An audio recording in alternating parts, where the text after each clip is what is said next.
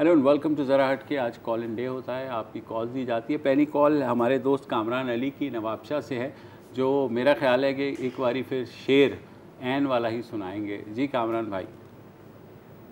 अस्सलाम वालेकुम। वालेकुम अस्सलाम, कैसे हैं? अल्हम्दुलिल्लाह। मेरे महबूब मोहब्बत से सियासत में ना आ, बदसगाली को यहाँ हुस्न अमल कहते हैं। हम पसे पुश दिया करते हैं जिनको गाली, उनकी उनकी सूरत नजर आए तो गजल कहते हैं। मोहम्मद ताहा खान के ये किताब पेश किए मैंने अब। और मैं सिर्फ इतना कहना चाहूँगा कि ये जो अपोजिशन हुकूमत को गिराने के लिए जो गैर फितरी इत्तेहाद अभी बना है अपोजिशन पार्टीज का, ये आपसे सवाल है कि ये किस हद तक कामयाब होगा। आपने गैर फितरी कह ही दिया तो अब जवाब क्या दें? नहीं मुबशर बताएं। नहीं, मेरा अपना ये ख्याल है कि कुछ ना कुछ इसका इम्पैक्ट होगा, और मेरे ख्याल में तो मेरी अपनी थ्योरी है कि we are going towards unrest. और अनरेस्ट काफ़ी ब्रॉड टर्म है। मेरा ख्याल है कि मैंने तो कभी कोई टाइम नहीं देखा जब अनरेस्ट नहीं था। आपने देखा है? हाँ, तो स्टेटस को ही है ना बस। एनीवे, अगले कॉलर जो है हमारे वो है मुइज़ुर रहमान साहब। अस्सलाम वालेकुम। वालेकुम सलाम। जी sir. Thank you so much for having me on the show. मैं आप कॉल आज की है वो एक ऐसे इशू की तरफ लोगों के अटेंशन दिलवाने की कोशिश है जो कि जिसका ट्रेंड बहुत बढ़ता चला जा रहा है वक्त के साथ साथ, और जो हमारे अथॉरिटीज हैं और जो हमारी फेडरेशन है वो इसको बिल्कुल उसकी कोई अटेंशन नहीं है। उससे जो इशू कॉर्पोरल पनिशमेंट है बेसिकली, कॉर्पोरल पनिशमेंट का जो ट्रेंड इस तरह बढ़ता चला जा रहा है। एंड आई एम श्योर आपको लाहौर में एक वाक़या हुआ था, बच्चे का नाम था हुनैन, उसको अपने टीचर ने 1 महीने पहले उसका मर्डर कर दिया था जी। और अफसोस की बात यह है कि पाकिस्तान में कोई इसके अगेंस्ट लेजिस्लेशन हुई भी नहीं है। 2014 में एक किसी ने बिल एंटर किया था, वो सेनेट में तक रखा हुआ, लेकिन अभी तक ना वो नेशनल असेंबली से पास हुआ है। हालांकि सेक्शन 89 आइन का सेक्शन 25A और article 35A give the right to every citizen of Pakistan to live freely, जहाँ पे कोई ऑपरेशन ना हो, जहाँ पे बच्चों पे तशद्दुद ना हो। क्योंकि इस बच्चों पे जो तशद्दुद हो रहा है उससे जो है बच्चों की थिंकिंग कैपेसिटी को हम जो है कम कर रहे हैं, यानी उनको टेरराइज कर रहे हैं उन माइंड को। मैं इसका जवाब देना चाह रहा हूँ जी। मुइज़ुर रहमान साहब, ये जो है मेरा जिस नस्ल से ताल्लुक़ है, मैं कॉर्पोरल पनिशमेंट का विक्टिम हूँ। हमारी पूरी जनरेशन ही थी। मैं भी। आप भी, आप पता नहीं हैं या नहीं। उस्ताद जो है वो डंडे से पिटाई करता था, लेकिन अब ये मसला इस तरह नहीं है। आपकी गुफ्तगू से ऐसा लग रहा है कि जैसे ये मसला उसी शिद्दत के साथ पूरे मुल्क में है। ऐसा कतन नहीं है। पंजाब में सूबाई सतह पे कुछ लेजिस्लेशन हुई है, और ये जो आप वाक़यात बताते हैं ये 1000 में से 1 होगा। रेशो इस वक्त ये है, या 100 में से 1 होगा। अच्छा, ये वाक़यात जो हैं, उस्ताद ने जो है किसी को हलाक कर दिया या उल्टा टांग दिया, इसका ताल्लुक़ कॉर्पोरल पनिशमेंट से नहीं है। इसका ताल्लुक़ है नफ्सियाती मसले से, उस टीचर के नफ्सियाती मसले से। तो इसको हम एक मयार नहीं बना सकते कि अब भी हर उस्ताद जो है वो यही कर रहा है। इस तरह के केसेस कॉर्पोरल पनिशमेंट हो या ना हो सामने आते रहेंगे, लेकिन इनकी तादाद बहुत कम है। तो इस तरह पोर्ट्रे नहीं करना चाहिए कि कॉर्पोरल पनिशमेंट मेरा ख्याल है कि कॉर्पोरेट पनिशमेंट का लफ्ज़ इन्होंने शायद यहाँ पे गलत अप्लाई किया है। ज़ाहिर इन्होंने खुद ही इस्तेमाल किया। मुइज़ हमारे साथ लाइन पर हैं आप अभी? अच्छा, चलेंगे। शायद इनका ये मतलब है कि बच्चों पर स्पेसिफिक बच्चों पर तशद्दुद करने का कोई स्पेसिफिक कानून नहीं है। शायद उसके बावजूद तशद्दुद कम हुआ है, ये तो नहीं होता। हाँ, बिल्कुल। एक तो बात तो एक वक्त पे तो कॉमन प्रैक्टिस थी ना सर। जी, कॉमन प्रैक्टिस थी, वो एबॉलिश हो चुकी है। अब एक्सेप्शन है, और एक्सेप्शन जो है वो आप कोई भी कानून बता दें। मसलन मर्डर की सजाए मौत है, उसके बावजूद मर्डर तो होगा। अच्छा, मैं एक थोड़ी सी करेक्शन करना चाहूँगा। मैं नहीं ख्याल कि आपका ये मतलब था। नफ्सियाती मसला जब हम कहते हैं तो शायद हमारी इम्प्लीकेशन है कि कोई मेंटल इलनेस है टीचर को। आई थिंक सिंपल वायलेंस और असॉल्ट का केस है, इसको हम सिंपल वायलेंस और असॉल्ट तक ही रखें, क्योंकि जरूरी नहीं है। इसको मैं इलनेस नहीं कह रहा, लेकिन एक प्रॉब्लम तो है ना। नहीं मतलब क्रैक है ना। ये हम कह सकते हैं। डॉक्टर सैफुद्दीन हैं कराची से। जी अस्सलाम वालेकुम सर। वालेकुम अस्सलाम। कैसे हैं भाई? जरार साहब, मुबश्शिर साहब और मुस्तफिल्लाह साहब, आप सबको मेरी तरफ से अस्सलाम वालेकुम और आपके नाज़रीन को भी। सर नुक्ताची है गमे दिल सुनाए ना बन, क्या बने बात जहाँ बात बनाए ना बन। सर मैं आपसे आज एक इस बात पे बात करना चाहता हूँ कि ये जो धोखाधड़ी है, इसमें रियासत और रियासती इदारों का जो किरदार है, इस पे मैं आपसे बात करना चाहता हूँ। जी कीजिए। सर अवाम कब तक रियासती फ्रॉड और धोखाधड़ी की नज़र होती रहेगी? रियासत अपने इदारों के सुतूनों पर सवार होती है।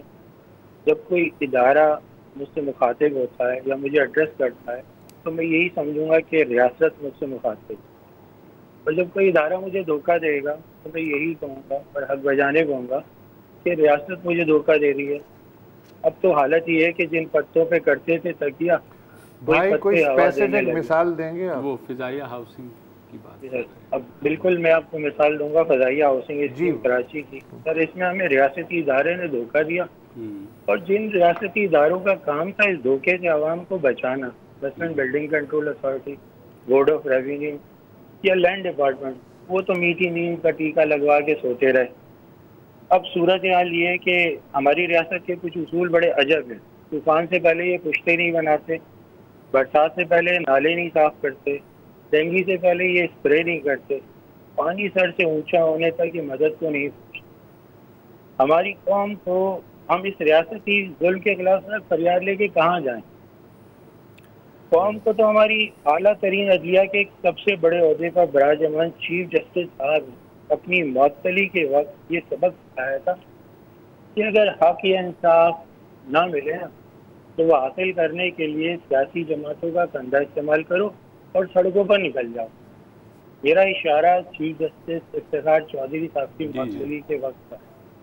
उन्होंने अपने इदारे, अपने साथ बैठे हुए बेंचों पर बैठने वाले जजों पे भी भरोसा नहीं किया था उस वक्त, और वो सड़कों पे निकल गए। ये तालीम थी हमारी पूरी कौम को कि अगर हक और इंसाफ चाहिए तो सड़कों पे निकल जाओ।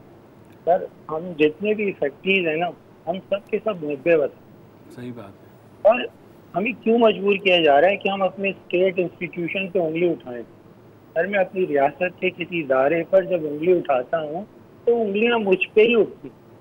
मैं भी तो इस रियासत का हिस्सा हूँ। आखिर क्यों हमारे दर्द का दरमान नहीं किया जा रहा?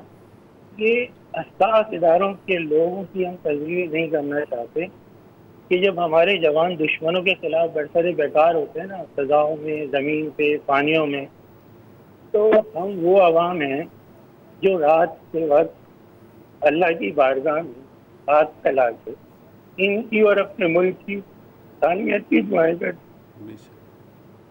इन्होंने तो हमारा मुस्तकबिल बर्बाद कर दिया, हमारे बच्चों का मुस्तकबिल बर्बाद कर दिया। मैं आपके इदारे के तवज्जो जी दरख्वास्त करता हूँ कि इदारे के सरबराहों से, अपने वज़ीर आज़म से, अपने चीफ जस्टिस से, चीफ ऑफ आर्मी स्टाफ से, चीफ ऑफ एयर स्टाफ, करीब 6000 लोग का मतलब है 6000 फैमिली, और 6000 पाकिस्तान के हालात में 6000 फैमिलीज का मतलब 6000 फैमिलीज नहीं होती जी। उनके साथ उनके वालिदैन भी वाबस्ता होते, उनके साथ उनके खानदान के कुछ ऐसे लोग भी होते हैं जो अपने पैरों पे नहीं खड़े हुए। ये क्यों मजबूर करते हैं लोगों को कि सड़कों पे आके ही मसला हल होगा? क्यों मजबूर करते? ठीक, इसका जवाब है इनके पास कोई?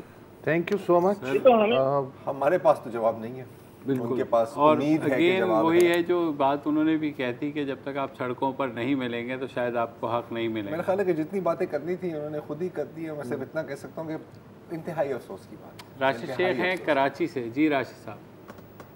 अस्सलाम वालेकुम सर, तीनों को बहुत बहुत अस्सलाम वालेकुम। अच्छा सर, एक आधा मिनट मुझे दे दीजिएगा। अच्छा, एक सबसे पहली बात तो ये कि ये धरने के हवाले से मुस्लिम लीग ने अच्छी खासी कंफ्यूजन फैली हुई थी आवाम के अंदर भी और उनके शायद कारकुनों के अंदर भी, लेकिन इन्होंने आज नवाज शरीफ को लाके अपने पाँव पे खुद ही कुल्हाड़ी मार दी।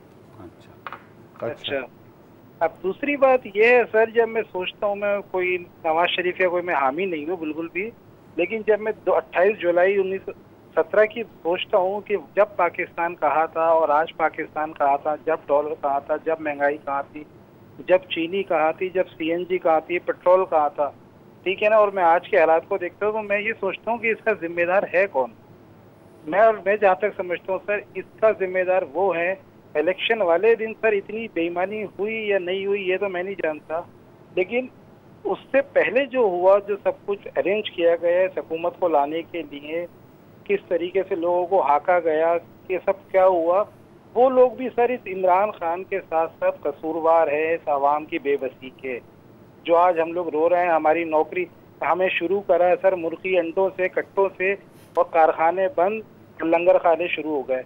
अब आप बताएं सर, क्या कोई भी शख्स, सफेद पोश शख्स क्या लंगर खाने में जाके खाना खा सकता है? आप बताएं। नौकरियां लोगों की छीन ली गई हैं, जॉबें खत्म कर दी गई हैं, सर तनख्वाह सर उतनी है हमारी, ठीक है, और महंगाई तकरीबन अगर मैं ईमानदारी से बोलूँ तो सर 50 से 60% बढ़ गई है हर चीज़ के अंदर, आप देख लें। अब इसका कौन जवाब देगा? कुछ आप बगैर माइक लेके ज़रा आवाम के अंदर जाएं, लोग इस हुकूमत के साथ साथ इनको लाने वालों के बारे में भी क्या ख्याल रख सकते हैं, आपको पता लग जाएगा सर।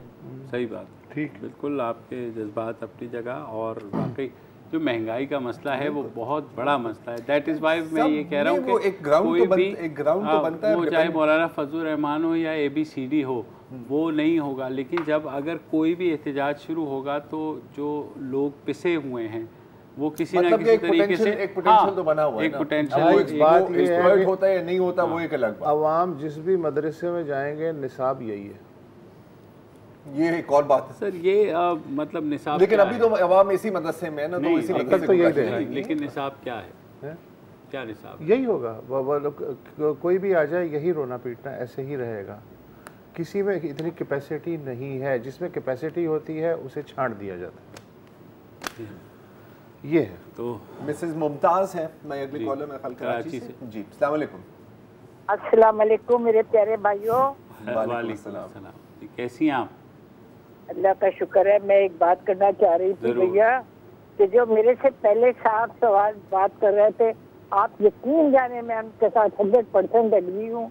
मैं अपर मिडिल क्लास से ताल्लुक है मेरा, और मैं रो रही हूँ खुदा की कसम। जो लोग मेरे पास आते हैं, मैं एक शोबे से ताल्लुक रखती हूँ, मेरी ब्यूरो 38 साल से चला रही, इतने लोग मेरे पास आते हैं, खुदा की कसम गाड़ियाँ निकालते हैं, किसी तरह जाए क्या करें, मांगने वाले इतने आते हैं, मुझे समझ नहीं आता। जिन्होंने लड़कियों की शादी करनी है वो रोते धोते आते हैं, मुझे तो कुछ समझ नहीं आता। मेरा ख्याल है वजीर आजम साहब तकरीर बहुत अच्छी करते हैं, उनको शोबा खारजा वजीर मिनिस्टर ऑफ फॉरेन अफेयर्स बना देना चाहिए, मजिया रोधी की जगह चले जाना चाहिए, और एक ऐसी टाइम कर देनी चाहिए जो सारा दिन ऑपोजिशन को गालियाँ देती है, और ताकि तमाम वज़ीर अपने अपने शोबे से काम करते रहें। खुदा के लिए पाकिस्तान का ख्याल करें, बाहर के मुल्कों को छोड़े, पहले आप मेरे मुल्क का ख्याल करें। यहाँ के लोग, इससे पहले मैं भी कुत्ते की चलूँ और भी लोग कुत्ते की चलूँ। मैं आपको यकीन जा रहे हैं मेरे भाइयों, मेरे प्यारे भाई, मैं कसम खा के कहती हूँ, मैं इतना रोती हूँ। मेरे मियाँ की दवाई, मेरी दवाई जो मैं 20,000 की लेती थी 30,000 की आ रही, कहाँ से नहीं, डॉक्टर को इलाज नहीं करा सकती। अपन मिडिल क्लास से ताल्लुक है, 6 मुलाजमीन रखे हैं, सख्तियाँ रखे, तनख्वाह देते हैं, हर कोई रोता हुआ किन को आप पूछते हैं?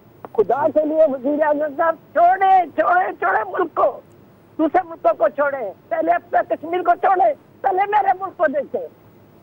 ठीक, बिल्कुल आपके जज्बात बिल्कुल हक बजाने पे हैं, और अगेन वही बात बार बार रही है। जाहिर है लोगों को जब माली परेशानियां होंगी, उनकी जॉब्स जाएंगी, महंगाई बढ़ेगी, तो ऐसी और कोई प्रायोरिटी तो बचती नहीं है। एक वक्फा ले लेते हैं और वक्फे के बाद कॉल्स का सिलसिला जारी रखें।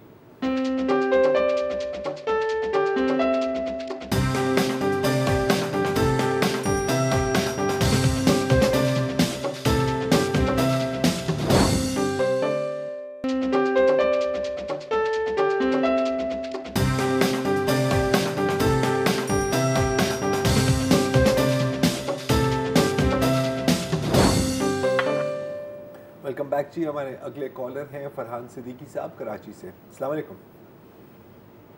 हेलो जी सर। जी वालेकुम जी फरमाइए। अस्सलाम सर। वालेकुम सर, मैं कराची से बात कर रहा हूँ, फरहान जी। सबसे पहले तो सर ये आप अपनी टेक्निक और चैनल क्या अपने चैनल के एंकर्स को भी दें कि इतना जुर्रतमंदाना तरीके से आपका प्रोग्राम होता है कि इंसान आगे कुछ भी बोल सकता है। मेरा अर्थ सिर्फ ये है कि मेरा पूरे पाकिस्तान सफ़र होता है, आना जाना होता है, कारोबारी आदमी हूँ मैं। तो जो रियलिटी अगर 100 में से 99% लोगों की मैं बता रहा हूँ कि जो रियलिटी इस वक्त पाकिस्तान के अंदर जो मामला चल रहे हैं वो चीज़ें टीवी पे आती नहीं है। टीवी पे तो आता है सब कुछ अच्छा है, सारे मामले रहते हैं। सही बात। प्लीज़ आपसे सिर्फ ये रिक्वेस्ट है कि आप जैसे एंकर जो हैं इसके ऊपर एक तवातुर प्रोग्राम करें पाकिस्तान के मसाइल के ऊपर और कराची के मसाइल के ऊपर।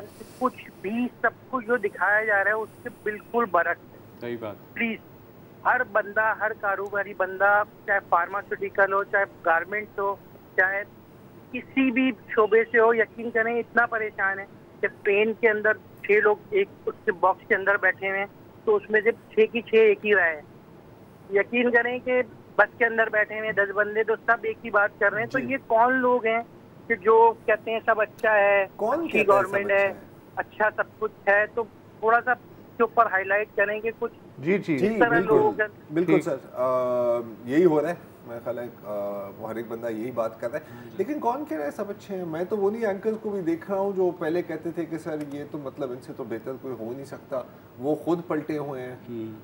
हर दूसरी हेडलाइन महंगाई और लेकिन मुझे ये लगता है कि इनकी बात से मैं इस हद तक ज़रूर एग्री करता हूँ कि टीवी चैनल्स उस तरीके से लोगों के पास जाकर के प्रोग्राम नहीं कर रहे जैसे वो होता था।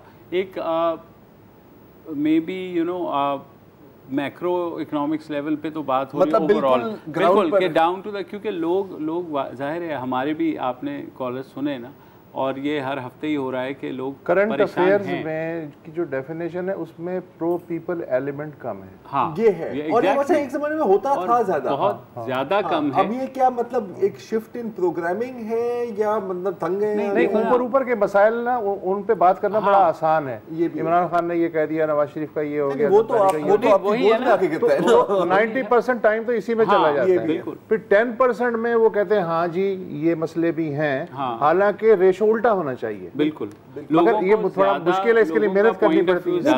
तो देखिए, I mean for example Imran Khan साहब ने कोई ट्वीट कर दी, ठीक है, उस पर प्रोग्राम होगा, 40 मिनट प्रोग्राम होगा, ठीक है। हालांकि वो ट्वीट है यार, मतलब जिसने देखनी है उसने पहले ही देखी हुई। आप किसी को कोई एडेड इन्फॉर्मेशन तो नहीं दे रहे, आप कोई एनालिसिस तो नहीं दे रहे, आप उसकी जड़ तक तो नहीं पहुंच गए।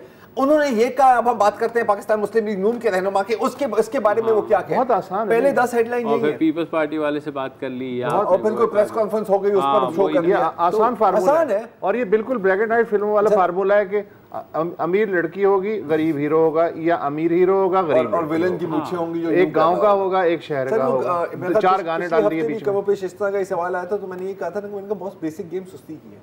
ये सुस्ती है ना, सुस्ती और डेथ ऑफ आइडियाज, वो दोनों चीजें साथ साथ आ जाती है ना सर। जब सुस्त हो तो फिर आप सोचना भी नहीं चाहते ना, उसमें भी टाइम लगता है, उसमें भी मेहनत लगती है। तो लेकिन जाहिर है लोगों पे जो बीत रही है वो, जैसे आपने भी कहा, प्रो पीपल है। दिल को क्या है, दिल को जो खबर नहीं मिलती वो कहीं खबर, हर रोज एक अजाब है अखबार देखना।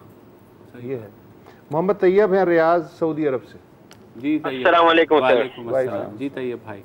सर, डॉक्टर सैफुद्दीन साहब की मैंने कॉल सुनी तो अपने आप को रोक नहीं सका कि सर आप लोगों से बात करूं। सर यकीन करें, दिल इतना उदास है जब से उनकी मैंने कॉल सुनी अभी थोड़ी देर पहले। सर मैं अल्लामा इकबाल साहब की रूह से कुछ बातें कहना चाहता हूं कि इकबाल का जो शाहीन है ना सर, वो प्रॉपर्टीज के कारोबार में आ चुका हुआ है और फजाइया कराची के लोगों को बिलकता रोता छोड़कर। तैयब साहब, मुझे याद पड़ता है कि पिछले हफ्ते भी आपसे गुफ्तगू हुई थी, अब आपने खुद ही कह दिया कि डॉक्टर सैफुद्दीन साहब ने बहुत तफसील से इस मसले पे, और वाकई उन्होंने बड़ी कम्प्रिहेंसिव तरीके से इस पे रोशनी डाली है, और आप भी पिछले हफ्ते और गालिबन उससे भी पिछले हफ्ते रोशनी डाल चुके हैं, और बहुत लोग कर रहे हैं। तो जाहिर है कि ये मसला एक सीरियस है, और ये बातें ऑलरेडी जाहिर है कि हो रही हैं। तो हम भी कोशिश कर रहे हैं जितना हम कर सकते हैं। बहुत शुक्रिया, आपकी बात आगे पहुंचाएं। अब रिस्पांस आता है या नहीं आता, हम उम्मीद ही कर सकते हैं और कोशिश ही कर सकते हैं। वक्फा ले लीजिए।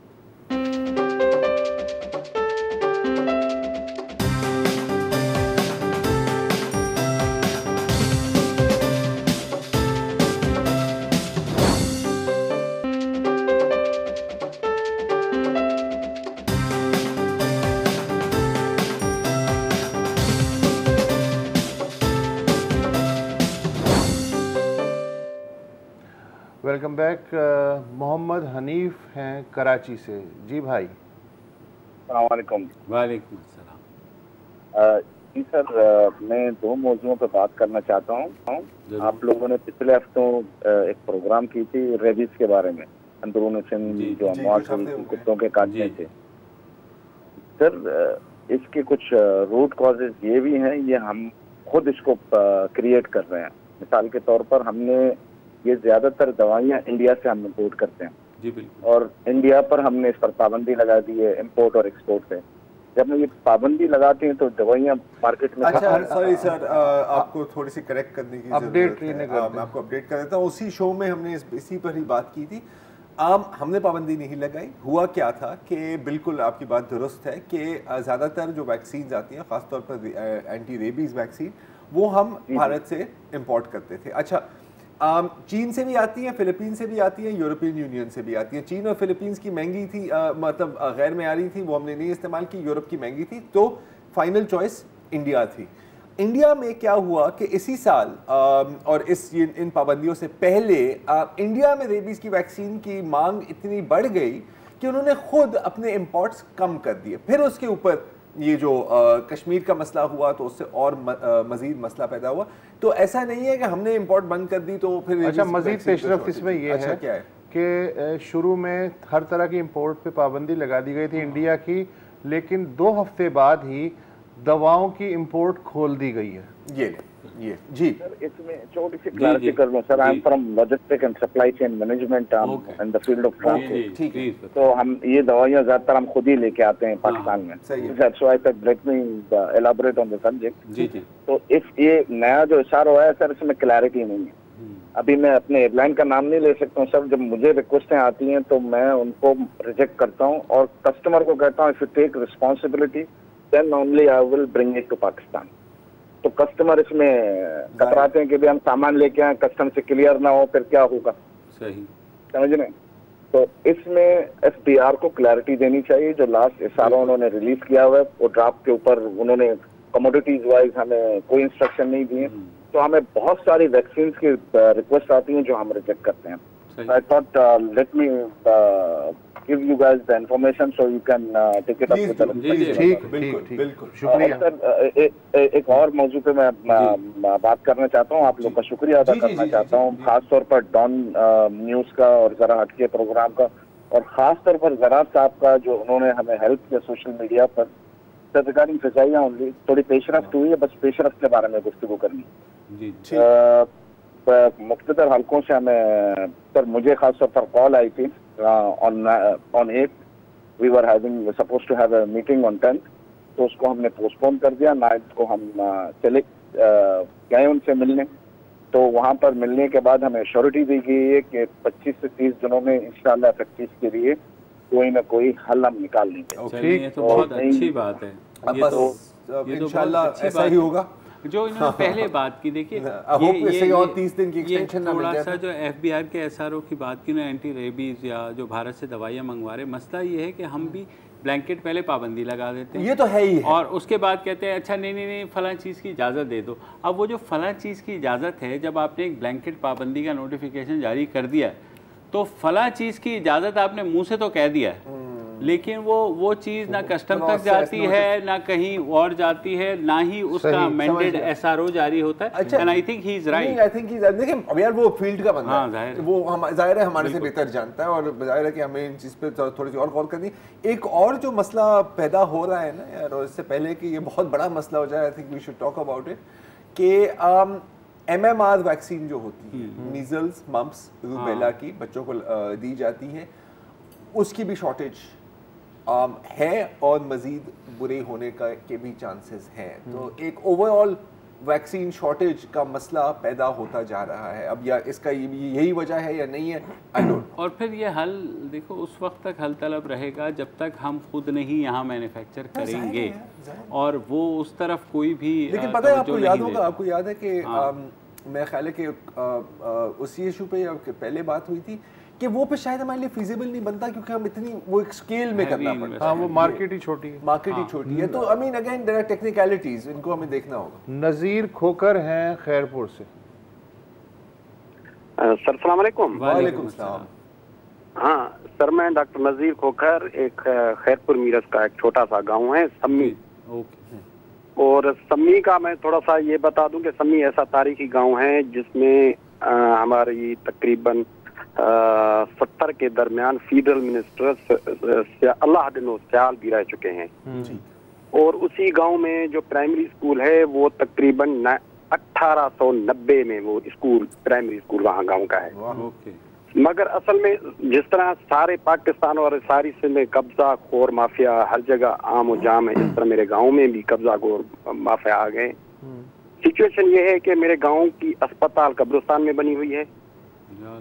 सिचुएशन ये है कि मेरी जो स्कूल, जो पुरानी बिल्डिंग जो बिफोर क्रिएशन ऑफ यानी पाकिस्तान थी वो बनी हुई थी, उसी पर यूसी चेयरमैन ने कब्जा किया हुआ है। और उसी गांव में जिला काउंसिल के तरफ से एक मेटर्निटी होम पुराने दौर में दिए होते थे, उसी मेटर्निटी होम पर 62 लोगों का कब्जा है। उसी स्कूल, उसी एक ड्रेनेज सिस्टम बना जो वर्ल्ड बैंक से जो कुएं बनते थे, उसी जमीन की जबरदस्ती खाता तब्दील करवा के मनपसंद लोगों को अपनी नौकरियां दी गई, जो जिसकी जमीन थी उसको नहीं दी गई। उसके बाद एक जो हॉस्टल, जो पुरानी स्कूल की बिल्डिंग थी, फिर उसको बोर्डिंग की थी उसी पर, जिस पर यूसी चेयरमैन ने कब्जा किया है। उसके करीब यानी सोचो हम पुराने दौर में कितने मुहज्जिब थे। एक वर्कशॉप होता था, वर्कशॉप में ट्रेनिंग की थी, वहाँ गर्ल्स प्राइमरी स्कूल बना, उसके आगे एक गली थी, उसी पर बाअसरों ने कब्जा करके लड़कियों के मिडिल स्कूल का आगे रास्ता ब्लॉक किया गया। अच्छा, उस रास्ते में उस कब्जा खोर 3 कब्जा ग्रुप है, 3, एक टुकड़ा एक ने लिया, दूसरा टुकड़ा दूसरे ने लिया, तीसरा टुकड़ा तीसरे ने लिया। और सर 3 महीने से हमने प्राइम मिनिस्टर पोर्टल पर ये एक एप्लीकेशन मूव की। उसके बाद सर हमने क्या किया, क्योंकि मैं पढ़ा लिखा बंदा हूँ और गांव में सम्मी सुधार फोरम के हवाले से हम काम कर रहे हैं, कि मैंने कहा यार पढ़ा है तो अगर गांव को हम रिलीफ नहीं देते, अभी मैं डायबिटीज स्पेशलिस्ट हूँ, गांव में डायबिटीज के जाकर मैं पेशेंट देखता हूँ रोजाना शाम को। फिर हमने क्या किया सर, वो एप्लीकेशन हमने prime minister portal, UC chairman, मुख्तियारकार, एसी, डीसी, कुछ नहीं, ऑफिसरों के कान पर जू नहीं पता ही नहीं चलता। उसके बाद सर अच्छा, वो जो हमने एप्लीकेशन की वो यूएमएस अर्जेंट मेल सर्विस के थ्रू, ताकि हमारे पास एविडेंस रहे और हमारे पास वो एविडेंस है। खोखर साहब, आपका जरा साथ ही साथ एमएनए और एमपीए का नाम भी बता दें। सर मेरे का एमएनए है जावेद शाह।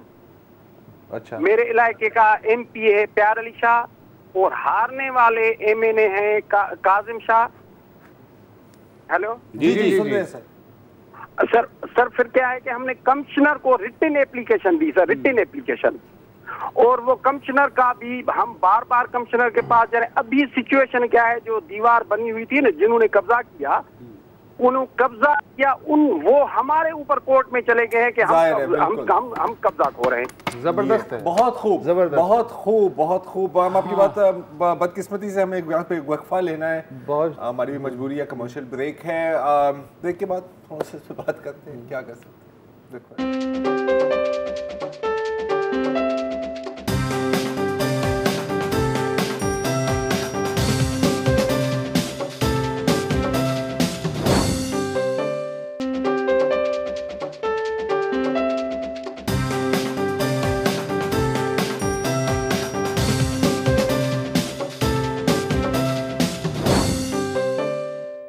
Welcome back. अब पिछले सेगमेंट में डॉक्टर नज़ीर खोकर ने हमें फ़ोन किया था खैरपुर से। उन्होंने बताया कि वहाँ उनके गांव जो है सम्मी, वहाँ पर गर्ल्स कॉलेज की एंट्रेंस तक कब्जा ग्रुप ने ब्लॉक करके वो किया है। तो हम कोशिश करेंगे कि अपना नुमाइंदा भेज करके इस इशू को उठाएं और फॉलो भी करें। थैंक्स फॉर आपने बताया।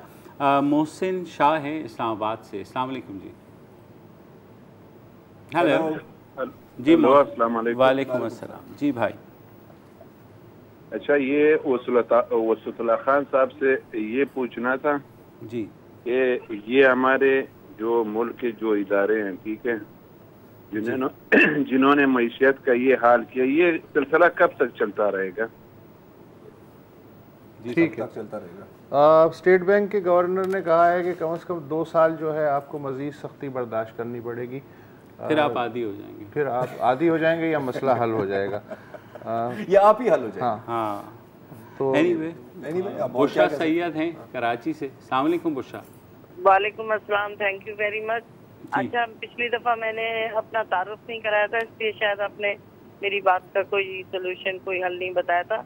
मेरा नाम तो आपको पता चल गया, बुशरा सैयद। जी जी। हमारी एक छोटी सी ऑर्गेनाइजेशन है अजदक सोशल वेलफेयर सोसाइटी, जिसकी मैं प्रेसिडेंट हूँ। और इससे पहले 12 साल जो मददगार में मैंने फील्ड में काम किया, उसकी वजह से मुझे इन इश्यूज का पता चला है, जो मैं आपके प्लेटफॉर्म पे आके उसको हल करना चाहती हूँ। एक तो ये बात है कि हमारे सूबा सिंध के अंदर कोई फॉरेंसिक लैब ही नहीं है। डीएनए के लिए या तो कोयटा भेजे जाते हैं इलाज के, या फिर पंजाब। तो ये इतनी बदनसीब है सूबा के, इधर पूरे सूबे में कोई फॉरेंसिक लैब नहीं है। तो ये दूसरा, जब भी पोस्टमार्टम कराने कोई गरीब अपनी बच्ची का लेके जाता है या बच्चे का, तो सबसे पहले 4000 की पर्ची उनको थमा दी जाती है। बर्नियाँ ले आए, कॉटन ले आए, दस्ताने ले आए, कैंची लाएं, टेप लाएं, ये चीज लाएं, वो चीज लाएं। तो गरीब आदमी जिसके पहले ही जुल्म हो चुका है, वो वहीं पे कीमत अदा करना इंसाफ की शुरू कर देता है। कबर कुशाई भी अगर करवानी है तो पूरा खर्चा जिनके साथ जुल्म हुआ है उनको उठाना पड़ता है। और वो मजदूर लाएं, खुदाई करवाएं, टेंट लगवाएं, मेडिको लीगल टीम को लाएं और ले जाएं, और वही कार्टन और ये तमाम चीजें। तो मैंने जो फील्ड में देखा, इंतहाई हौलनाक बातें, लेकिन अफसोस ये है कि कोई इस पे बात ही नहीं करता ना। बुशरा बीबी, अभी मुझे आपकी कॉल याद आ गई है। मुझे क्लियरली वो जो लावारिस लाशें पड़ी होती हैं, और बहुत आपका इंटरेस्टिंग पॉइंट था। हमारे पास सोल्यूशन है नहीं, इसलिए हमने शायद सोल्यूशन की तरफ बात नहीं की। लेकिन अगर आप एक मेहरबानी करें तो अभी फ़ोन बंद करने से पहले अगर आप प्रोड्यूसर साहब को अपना नंबर दे दें, तो हम फॉलो अप, हम उस पर हम ज़रूर फॉलो अप करेंगे। 1-2 दिन में नहीं शायद, लेकिन वी विल कॉल यू। और हो सकता है कि इनको ही हम दावत दें, ताकि आखिर इनको बेहतर पता है यार, हमें नहीं पता, बुलाया भी जा सकता है, बुलाया भी जा सकता है। तो प्लीज़ आप अपना नंबर दे दें, ताकि हम थोड़ा सा एट लेंथ इस पर बात कर सकें। 2-3 मिनट की बात नहीं है। डॉक्टर नादिया आबिद हैं हैदराबाद से। अस्सलाम वालेकुम जी। अस्सलाम वालेकुम सर, कैसे हैं आप लोग? अल्लाह का शुक्र, आप बताइए।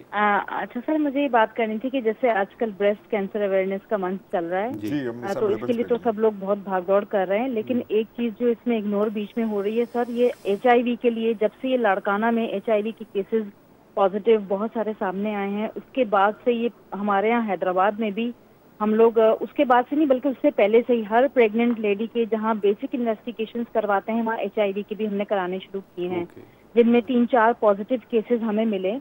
क्योंकि अब जाहिर है अगर हमारे पास 100 पेशेंट आए उसमें से 4 मिले तो ये भी अलार्मिंग है, बहुत अलार्मिंग। अच्छा, उसके बाद क्या हुआ कि वो केसेस के लिए उनकी जो डिलीवरी है वो कहाँ करानी है, तो उसके लिए हैदराबाद में हमें कोई ऐसा सेंटर अवेलेबल नहीं था कि जहाँ हम उसको भेजें और करवाएं। क्योंकि लेकिन हालांकि ये इतनी ज़्यादा इम्पोर्टेंट, मतलब इतना ज़्यादा इसमें कॉस्ट भी नहीं आती है, सिर्फ खास कुछ ड्रग्स, ब्लीचिंग ड्रग्स यूज़ होती है, जो कि पेरीपार्टम यानी कि डिलीवरी से पहले और उसके बाद उसकी क्लीनिंग के लिए यूज होती है। कोई बहुत लंबा चौड़ा प्रोसीजर नहीं है।